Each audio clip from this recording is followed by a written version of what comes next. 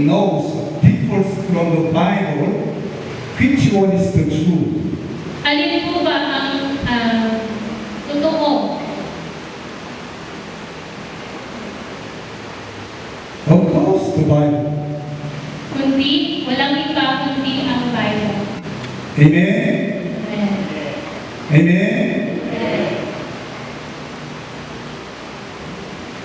If John's baptism gave them the forgiveness of sins, how much more when we be baptized in the name of Jesus will have a forgiveness of sins? Yeah? Amen. Kung ang John's baptism ay nagbibigay sa atin ng napapatawad yung ating kasalanan, how much more kapag si Jesus na ang ating matanggap? Amen? Amen. When we are baptized in Jesus' name, Kapag tayo ay mabaptize sa pangalan ni Jesus, the Bible promises us your sins will be forgiven forever. ang and ever. pangako sa iyo ng Diyos ay ikaw ay mapapatawad sa mga kasalanan. Amen? Forever. Amen? And so, we need to be baptized in the name of Jesus for the forgiveness of our sins. Kaya kinakailangan na mabaptize tayo sa pangalan ni Jesus para mapatawad ang ating kasalanan.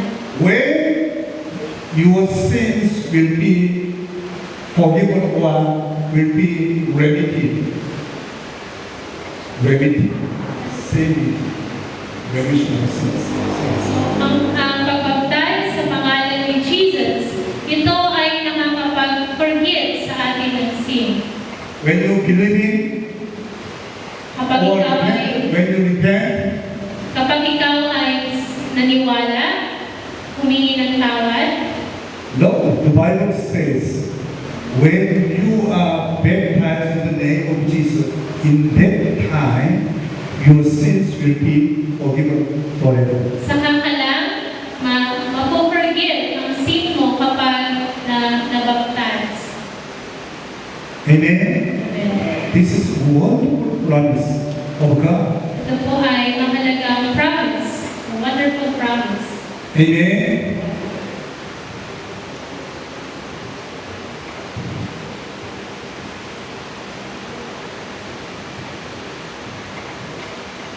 We should follow the Bible.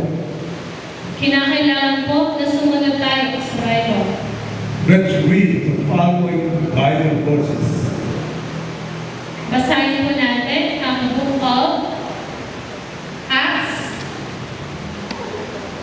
Let's read the following Basahin po natin ang mga following Bible about verse water baptism. about water baptism. Yes. Acts 2:38. Let's read together. Acts 2:38. Peter replied, "Repent and be baptized, every one of you, in the name of Jesus Christ for the forgiveness of your sins, and you will receive the gift of the Holy Spirit." Amen. Amen. For the forgiveness of your sins. Amen. Bilang pagpapatawad sa Acts ating mga kasalanan. 22 verse 16. Let's read again. Acts 22 verse 16. And now, what are you waiting for? Get up, be baptized, and wash your sins away, calling on His name. Amen. This is Apostle Paul's testimony. Ito po ay isang testimony ni Apostle Paul. Amen. Mark 16:16. In the book of Mark, chapter 16, verse 16. Whoever believes and is baptized will be saved, but whoever does not believe will be condemned. Amen. Luke chapter 7 verse 29, 30. And let's read chapter 7, book of Luke, chapter 7,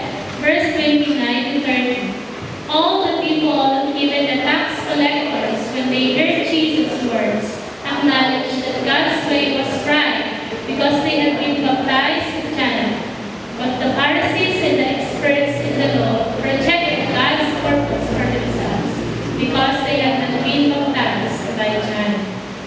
Amen. This is God's promise. Ito po ay pangako ng Diyos. So, Jesus' name baptism is great God's promise. So, ang Jesus name sa pangalan lamang ni Jesus, But Satan changed ikaw this word malilitan. baptism. Pero binago ito ni Satan kung ano ang ibig sabihin ng water. Satan changed the word baptism like this. The Father, Son, and the Holy Spirit.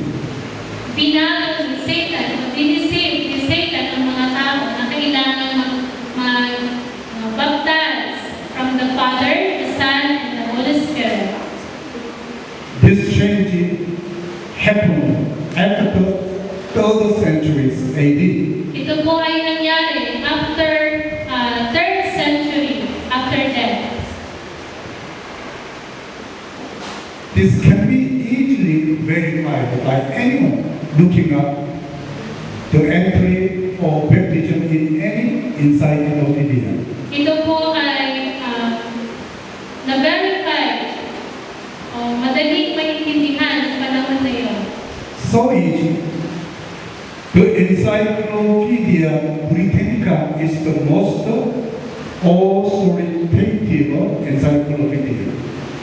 At nilagay nila ang meaning ng water baptism, the word baptism sa encyclopedia.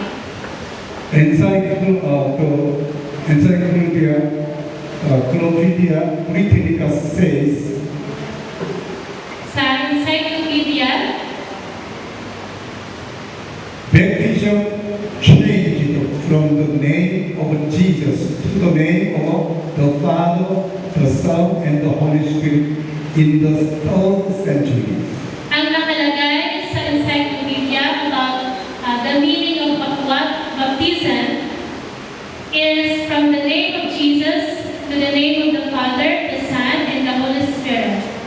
Other encyclopedias you can find yourself. Okay?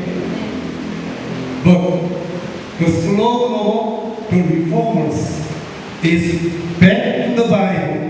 Pero mayroong ang date na nangyari na na-reform ang meaning ng water baptism. Back to the early church. Bumalik ito sa early church. Amen? We need to go back to the Bible. Kinakailangan na mag-abide lang tayo sa Bible. Back to the early church. Kinakailangan na bumalik lang tayo sa kung ano ang nangyari sa early church ng panahon na yun.